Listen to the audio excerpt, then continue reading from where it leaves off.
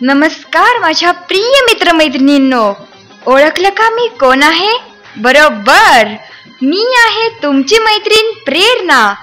मी आज तुमच्यासाठी एक सुंदर गोष्ट घेऊन आली आहे.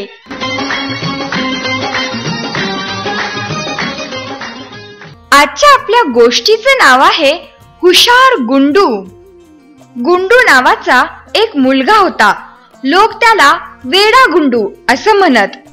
त्याला विजेच्या फिटिंगचा भारी नाद होता.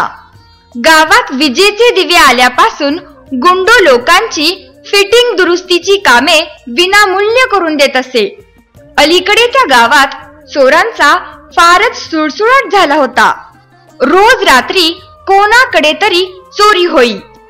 या त्रासामुळे त्या गावातील सर्व लोक हवादिल झाले होते. चोरांचं वैशिष्ट्य म्हणजे ते पैशांना, दागिन्यांना मुळीच हात लावित नव्हते. ते फक्त कपडेच चोरीत. रात्रीच्या वेळी ते चोर खिडक्या दारे उघडून आपल्या जवळील लोखंडी सळईने भिंतीला टांगलेले कपडे काढून घेत. हे काम ते इतक्या सफाईने करीत की त्याचा कोणाला देखील पत्ता लागत नसे. असे बरेच दिवस गेले. लोकांना काय करावे ते कळेना. काय केल्याने चोरांचे सत्र थांबेल याचा विचार ते करू लागले. इकडे वेडा गुंडू देखील विचारात पडला. त्यानं मनात एक युक्ती योजली. रात्र पडताच गुंडूनं आपल्या झोपण्याच्या खोलीतील स्वतःचे कपडे हँगरला अडकवून ठेवले आणि खिडकी उघडी ठेवून तो झोपी गेला. मध्यरात्रीच्या सुमाराला 3 चोर गुंडूच्या खोली समोर आले. त्यांना खिडकी उघडी दिसताच आनंद झाला. त्यातील एकाने मोठ्या सावधानतेनं आपल्या जवळील लोखंडी सळई कपडे काढण्यासाठी पुढे केली. आणि काय आश्चर्य, सळई धरलेला चोर एकाएकी जोराने दूरवर फेकला गेला. बिचारा थरथर कापत तिथंच पडून राहिला. आपला मित्र दूर फेकला गेल्याचं पाहताच दुसरा चोर मोठ्या हुशारीनं पुढे आला. आपला जोडीदार ढोंग करतो आहे असं समजून त्यानं ती सळई घेतली आणि तो हँगरवरील कपडे ओढून घेण्यासाठी पुढे सरसावला. तोही जोरानं दूर फेकला गेला.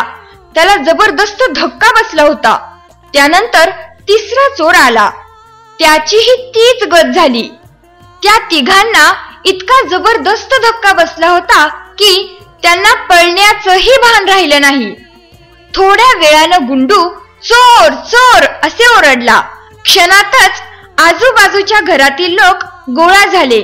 त्यांनी त्या तिघांना पकडून पोलिसांच्या ताब्यात दिले. अशा प्रकारे गुंडूनं आपल्या अक्कल हुशारीनं चोरांना पकडून दिलं.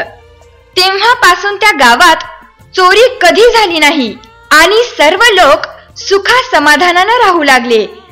मग मित्रमैत्रिणींनो, लक्षात आलं ना, शक्तीपेक्षा युक्ती नेहमी श्रेष्ठ असते. मित्रमैत्रिणींनो, ही गोष्ट तुम्हाला कशी वाटली मला जरूर कळवा.